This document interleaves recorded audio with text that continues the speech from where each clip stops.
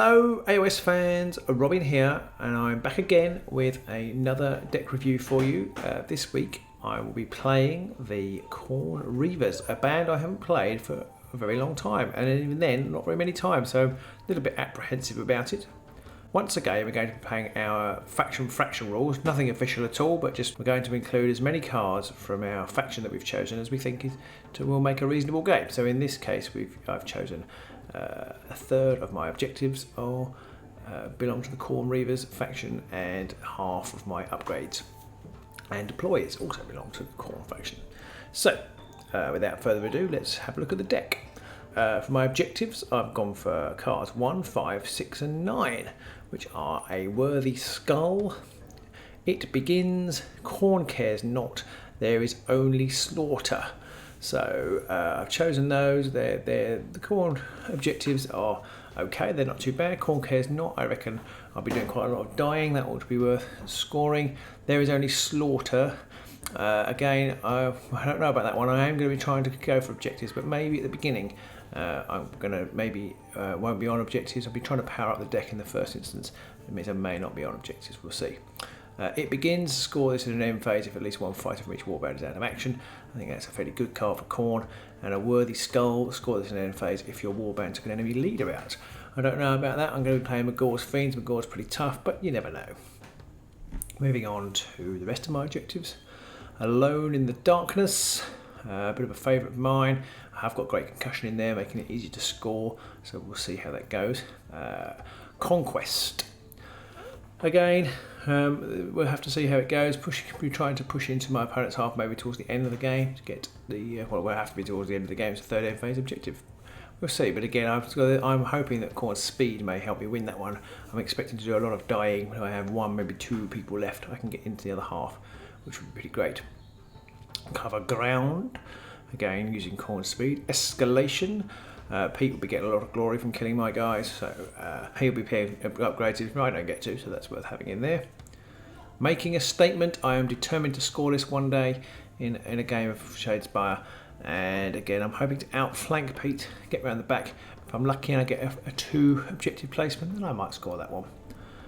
Our only way out is another supremacy type card, but not quite as good, but again I'll be trying to manipulate that one way or the other. So I've got a card in there if nobody's on objectives, and a card in there if there's 2 of us on objectives. If I can get 3 of mine on objectives, there's 2 cards for that, so obviously that is what I'll be playing for if I can get it. And finally, Ploy Master, a bit of security. Hopefully I'll get enough ploys to get out Ploy Master.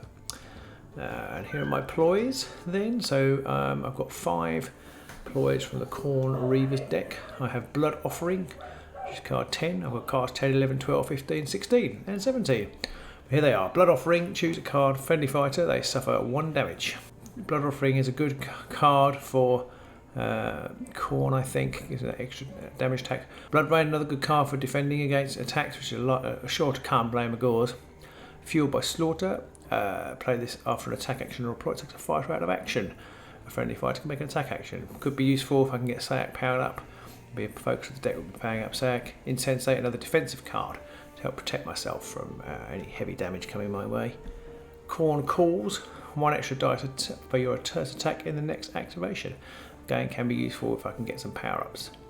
And the non-faction specific ploys are Great Concussion. Pete's unlikely to be playing objective, he's playing McCall, so I probably won't use it in that respect, but it's good for a load of the darkness, and it might be good for moving my guys onto objectives, though it's hard to use in that respect.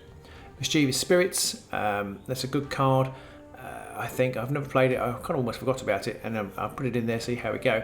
I'm going to use it to hopefully pull an objective into no man's land, and Pete put one towards the edge of his area, and then maybe that will help me score making a statement.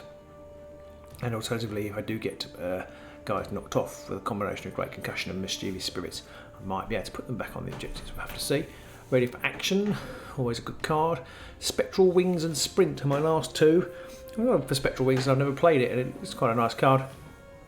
And it's all about the mobility and the outflanking Spectral Wings and Sprint and what they're in for. So we'll have to see how we go with that. So they're my ploys. And my upgrades.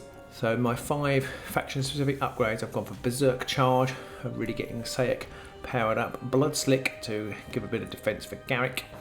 Ever Advancing, this could be good. I'm able to push somebody up 1 hex. This will be all about trying to get on those objectives and trying to get in the other half. That's what that was on there for. That's for Garrek only. I have to say the upgrades for Khorne, a lot of them are character specific, so they're not always that great. And I haven't gone for very many of different fighters in this choice. I've gone for frenzy, so roll an extra attack dice when the fighter makes a charge action. Could be useful again if I can power up Sayek. And then Whirlwind of Death for Karsus. +1 damage to those attacks, very useful. Again, if Sayek doesn't get powered up, then maybe I can power up Karsus. And the other upgrades I've gone for Acrobatic to improve defense, and I've gone for Deathly Fortitude. Never played this card before either, so it might be a bit of fun. They've Khorne have got good movement, so the -2 move will affect them, but not too much, I hope.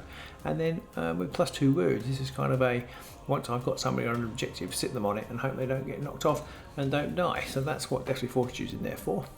Great Fortitude, another +1 wound strength card, and then I've got for Great Strength and Incredible Strength, in the hope that I can really do some damage with Sayek or Karsus or Garrek, probably. With the focus being on Sayek. The plan for the deck is to try and score some glory early on, power up Sayek, give Pete something to think about on the attacking front, while the rest of the warband sneak round the back and grab some objectives. So that's the plan. Let's see whether it goes to plan in the next game. So until then, take care. Bye.